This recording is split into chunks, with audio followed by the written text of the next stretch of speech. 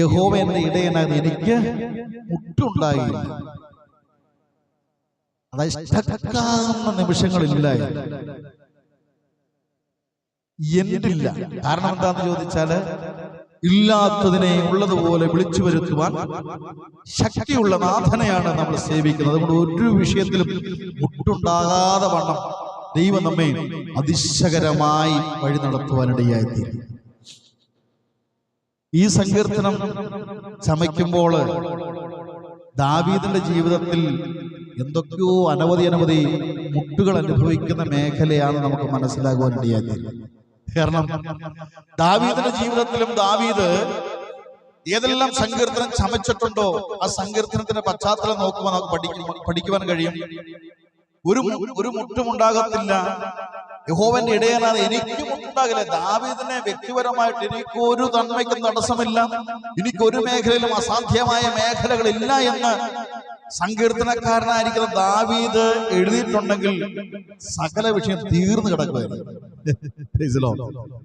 സകല വിഷയം മുട്ടോടുകൂടെ സകല വിഷയം തീർന്നിരിക്കുന്ന വിഷയത്തിലാണ് സങ്കീർത്തനക്കാരനായിരിക്കും ദാവീദ് എഴുതിയിരിക്കുന്നത്. എനിക്ക് മുട്ടുണ്ടാകത്തില്ല, എനിക്കൊന്നിനും തടസ്സമുണ്ടാകത്തില്ല. സകലതും ബന്ധമായി തടസ്സമായി കിടക്കുന്ന മണ്ഡലങ്ങളിൽ ദാവീദിന്റെ സങ്കീർത്തനമാണ്. ദാവീദ് എഴുതും, എനിക്കൊരിക്കലും മുട്ടുണ്ടാകത്തില്ല. തന്റെ വിശ്വാസമാണ്.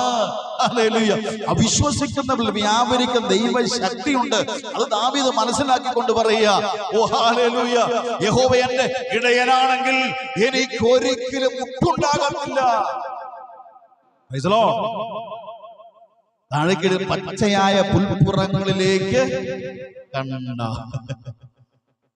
സകലതും തീർന്നുപോയ നിമിഷങ്ങളിൽ സകലതും മുട്ടായിരിക്കുന്ന തീർന്നുപോയി, ഇനി ഒരു സാധ്യതയില്ല എന്ന് പറയുന്ന നിമിഷത്തിൽ മനുഷ്യനല്ല പറയുന്നത്, ദൈവമാണ് പറയുന്നത്. പച്ചയായ പുൽപ്പുറങ്ങളിൽ അവൻ എന്നെ കിടത്തുന്നു. ആരാ കിടത്തുന്നു? ദൈവം. പച്ചയായ സകല മുട്ടുണ്ടാകത്തില്ല. മുട്ടായിരിക്കുന്ന വിഷയത്തിൽ ദാവീദ് പറയാണ്, എനിക്ക് മുട്ടുണ്ടാകത്തില്ല. മുട്ടു വന്നാൽ അവൻ പച്ചയായ പുൽപ്പുറങ്ങളിലേക്ക് എന്നെ നടത്തുകയാണ്. സ്വസ്ഥതയുള്ള വെള്ളത്തിനരികത്തേക്ക് എന്നെ നടത്തുന്നു. എന്റെ പ്രാണനെ അവൻ തണുപ്പിക്കുന്നു. ഹല്ലേലൂയ. പ്രാണൻ വേദനയോടുകൂടെ ഇനി എന്തായിരിക്കും എന്റെ ഈ വിഷയത്തിൽ പരിഹാരമെന്ന് ചിന്തിക്കുന്ന നിമിഷത്തിലും പ്രാണനെ തണുപ്പിച്ച് പ്രാണനെ പരിപാലിക്കുന്ന ഒരു ദൈവം ഉണ്ടെന്ന് ദാവീദിന് മനസ്സിലാകുവാനിടയായത്. നമ്മുടെ ജീവിതത്തിലും മുട്ടായിരിക്കുന്ന വിഷയത്തിന്റെ മധ്യത്തിലും പച്ചയായ പുൽപ്പുറങ്ങൾ ദൈവത്തിന്റെ കരത്തിലുണ്ട്. ആ ദൈവത്തെ വിശ്വസിക്കുന്ന, ദൈവത്തിൽ പ്രത്യാശ വയ്ക്കുന്ന തന്റെ മക്കൾക്ക് വേണ്ടി പച്ചയായ പുൽപ്പുറങ്ങളിലേക്ക് നടത്തുന്ന ഒരു ദിവസമുണ്ടെന്ന് ഇന്ന് പകൽക്കാലം മനസ്സിലാക്കുന്നുവെങ്കിൽ നമ്മുടെ ജീവിതവും ദാവീദിനെ പോലെ ധന്യകരമായി തീരുവാനിടയായി തീരും. ഹല്ലേലൂയ. കഴിഞ്ഞ ആഴ്ചകളിലൊക്കെ ദൈവത്തിന്റെ പരിപാലനം നമ്മുടെ കൂടെയിരുന്നു. അതിശയകരമായ ദൈവം നമ്മെ നടത്തുവാനിടയായി തീർന്നു.